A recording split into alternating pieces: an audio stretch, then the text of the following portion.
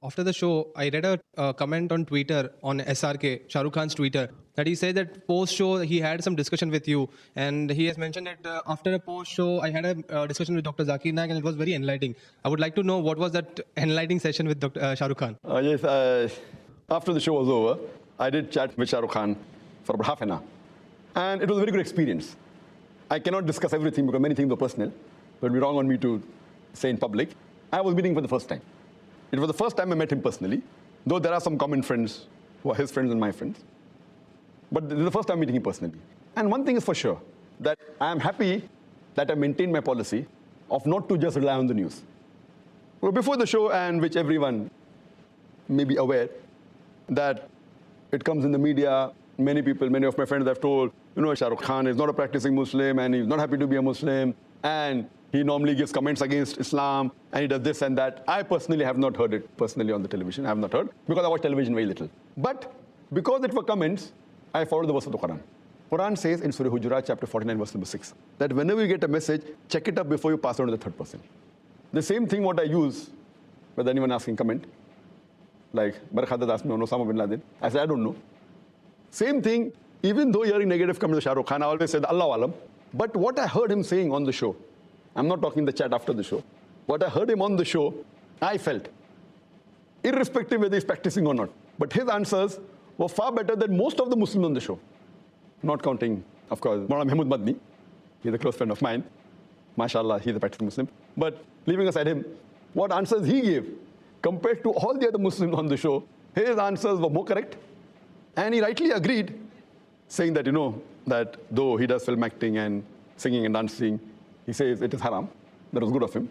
And he says that he has less knowledge. But he also said that for correct knowledge, you should ask the scholars and the ulamas and the maulanas. So his answers were far superior than the other people who were Muslim in the talk show.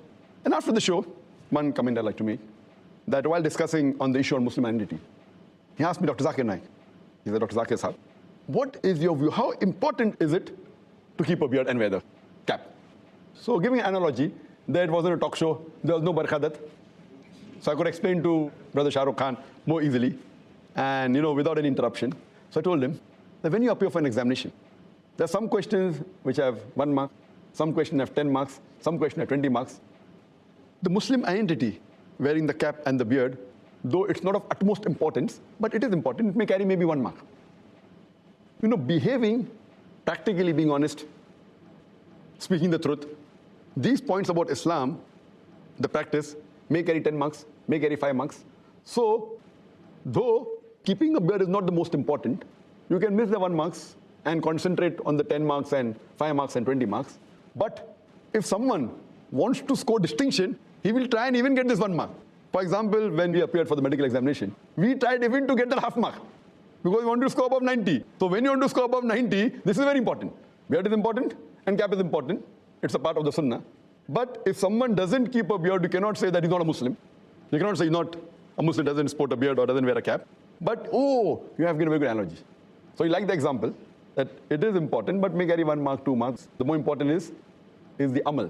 The other things about being honest, about offering salah, not doing shirk. This is of more importance. And as I mentioned even in my answer to the talk show, that if a person does not keep a beard, it doesn't come in the 70 major sins. There is a scholar by the name of Imam al-Dhahabi, and he has listed the 70 major sins in Islam. First being the shirk, then being murder, going down the line. But the beard doesn't appear. That does not mean it's not a sin. Some scholars say that it is a sunnah, mustahab, that's encouraging. Some scholars say that it is farz to keep a beard. But whatever it is, no one puts it in the major sin. Either it's a minor sin or it's a very important sunnah. So it's not part of the major sin. Hope that answers.